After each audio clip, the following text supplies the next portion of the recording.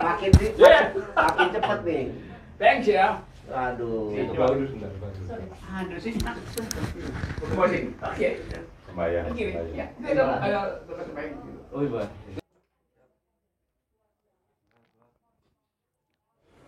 Assalamualaikum warahmatullahi wabarakatuh. Waalaikumsalam warahmatullahi wabarakatuh. Saudara, ini semua serba spontan, ya.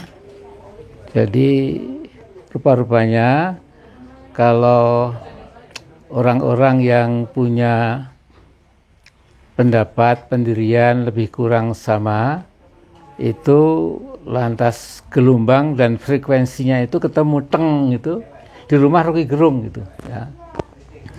Jadi saya tadi awal ke sini sudah ada Pak Adi Masardi, ya. Kemudian lantas tokoh-tokoh yang lain sama berdatangan, ya. Ada Pak Alius tadi, ya, yang interview saya. Sekarang saya ganti interview Pak Gatot gitu. Nah, jadi Pak Gatot, ini kan perjalanan Republik yang kita cintai sepertinya tidak secerah yang kita harapkan. Ya. Banyak sekali masalah. Tapi yang kasus Rocky Gerung lawan PT Sentul CT ini itu tiba-tiba mengingatkan kita, menghentak kesadaran kita bahwa soal tanah atau daratan atau lahan di Republik yang kita cintai ini memang ternyata sudah tidak masuk akal kepemilikannya itu, ya. Jadi saya buka-buka di YouTube itu di Google, ya. Ternyata tahun 93 itu PT Sentul City ini mendapat 2 buah HGB, ya, yang meliputi 30.000 hektar. 1 hektar itu 10.000 meter, jadi ini 300 juta meter persegi, ya, dari Kabupaten Bogor ini sudah menjadi milik ya oknum-oknum itu, ya. Tapi ini hanya gunung es, ya. Pak Ridwan bilang ini hanya gunung es gitu. Di bawah ini ternyata di bawah kasus sekarang ini itu kalau kita kuak itu luar biasa, ya. Jadi bagaimana ada seorang oknum mendapatkan HPH, hak pengusahaan hutan di Borneo itu seluas negara Swiss misalnya, ya. Kemudian di Sumatera Utara, di Sulawesi, di mana-mana, ya, apalagi juga di mana, di Papua, ya. Jadi ini Pak Gatot, para pemirsa, ya, saya dengan Pak Gatot sudah lama lah bersahabat. Bahkan saya masih ingat dulu Pak Gatot mengatakan, Pak Amin, jadi Pak Amin perlu tahu loh bahwa Halim Perdana Kusuma Airport itu, ya, kalau setelah jam 10 malam CCTV-nya dimatikan, terus ada kapal terbang besar-besar itu menurunkan manusia dan juga nampaknya beberapa kontainer senjata, kemudian entah dibawa kemana, kita nggak tahu gitu, ya. Ini sekian tahun yang lalu gitu, ya. Jadi wanti-wanti Pak Gatot itu sebagai orang yang sangat tahu masalah national defense, national security, itu pernah mengingatkan sesungguhnya gitu. Jadi saya mau tanya pendapat Pak Gatot ini gimana, Pak? Ini masalah tanah ini adalah masalah yang sangat esensial gitu. Jadi selama tanah tidak dikuasai oleh negara untuk sebesar-besar kemakmuran rakyat, itu pertanda bahwa masa depan negara kita ini sangat suram, Pak. Saya kira begitu.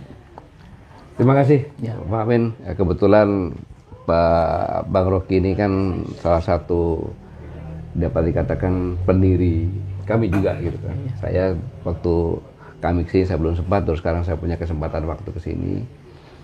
Jadi masalah tanah ini menariknya begini. Kita mengenal ada tanah adat, ya kan, tanah girik dan lain sebagainya. Bahwa ini menunjukkan ada petilasan atau dikatakan bekas bahwa dulu di sini ada kerajaan. Kerajaan Pajajaran, Kerajaan Galuh, Jawa Tengah Kerajaan Mataram, Kerajaan Demak, Kerajaan Borneo, kerajaan ini. Nah, inilah yang perlu sama-sama masyarakat ketahui, publik ketahui, bahwa Negara Kesatuan Republik Indonesia itu bisa berdiri karena pemilik sahamnya adalah sebagian besar, dapat dikatakan 90% lebih adalah kerajaan-kerajaan ini. Ada 43 kerajaan plus 1 kesultanan Jogja. Itu tercatat. Ya. Pemilik saham gitu. Nah, buktinya adalah ya tanah-tanah adat dan sebagainya ini. Nah, dengan adanya pemerintahan sekarang ini, HGU boleh saja HGU. Mau berapa ribu boleh saja, tetapi harus ada penggantian gitu. Jadi penggantian. Seperti rumah saya di Sentul itu masuk wilayah Sentul City juga. Tetapi saya ganti rugi, contohnya Bang Rocky ini, saya bayar, habis itu saya kasih ke Sentul City. Gitu. Jadi harus membayar. Gitu. Nah, pembayar kalau yang tidak mau ya nggak ada masalah. Kecuali ini akan digunakan fasilitas umum. Nah, hanya permasalahan sekarang ini yang perlu saya katakan bahwa sistem pemerintahan ini kita sudah menyimpang. Sehingga jujur kita nggak bisa berbuat apa-apa. Karena trias politika ini saling mengontrol kan. Ada eksekutif, ada legislatif, ada yudikatif. Nah, sekarang ini eksekutif sudah merangkul yudikatifnya 80%. Gitu. Yudikatif harusnya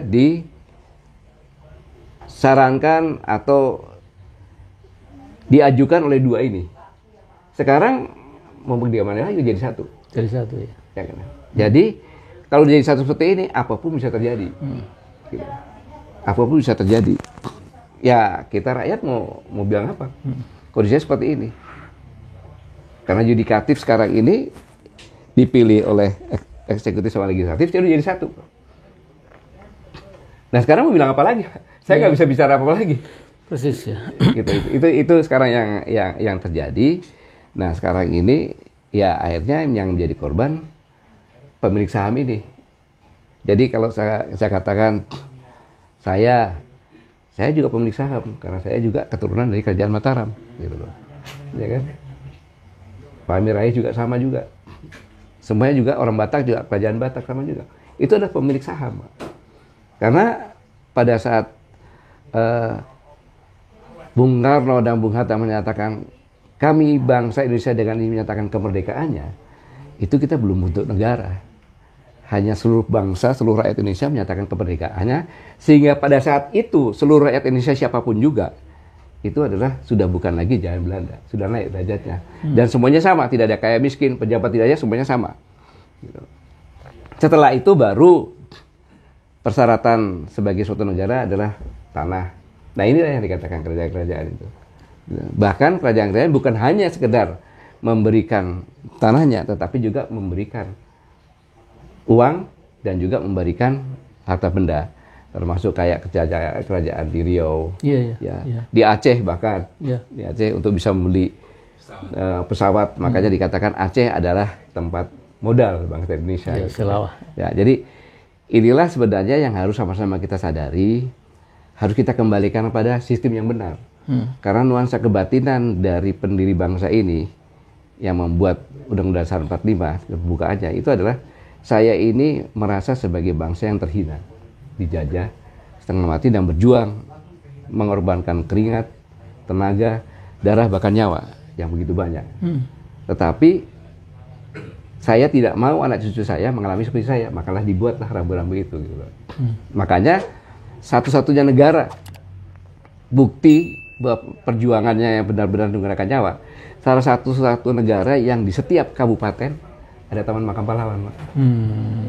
Kabupaten ada pahlawan. Iya, Taman Makam Pahlawan ada semuanya. Betul. Itu kan menunjukkan bangsa ini bangsa yang diperoleh bukan hanya sia-sia dengan perjuangan, gitu. Nah, ini saya pikir yang bisa saya sampaikan. Ya. Dan besok 10 November kan Hari Pahlawan, Pak. Iya. Jadi pahlawan itu kan seseorang yang bekerja keras dan sanggup berkorban untuk sebuah tugas besar dan kewajiban yang besar. Ya. Jadi un héros est celui qui se sacrifie à un grand ide Anggrang Defoe itu. Saya masih ingat itu, guru SMA saya dulu. Saya gak bisa Perancis, saya masih ingat itu ya. Jadi pahlawan itu seseorang yang punya komitmen ya, berani berkorban untuk sebuah tugas yang besar, devoir atau ide yang besar. Ya. Nah, pahlawan itu sekarang langka sekarang ini gitu. Jadi ada baiknya kita mengenang kembali ya bagaimana founding fathers, founding mothers kita itu sudah betul-betul seperti kata Pak Gatot itu, bukan saja harta, bukan saja tapi juga nyawa dikorbankan. Dan kalau kita simak lagu Gugur Bunga itu kan ternyata sekali ya, luar biasa, isinya kan dalam sekali itu. Nah jadi para pemirsa, ini saya seperti wartawan menginterview Pak Gatot, sekali-sekali seperti Pak wartawan itu. Tetapi yang jelas di dalam hadis Nabi itu ada istilah namanya gini, al-arwahu junudum mujannadah ya. Jadi hamba-hamba Allah yang sama tadi gelombang dan frekuensinya, yang sama gagasannya, impiannya, idenya, cita-citanya itu akan ditemukan gitu. Ini kan kita kita berkumpul di sini ini ya. Kan tiba-tiba saja gitu ya. Jadi alhamdulillah, saya kira kita tutup ya, mudah-mudahan sebentar omongan kita ini ada manfaatnya. Assalamualaikum warahmatullahi wabarakatuh. Waalaikumsalam warahmatullahi wabarakatuh.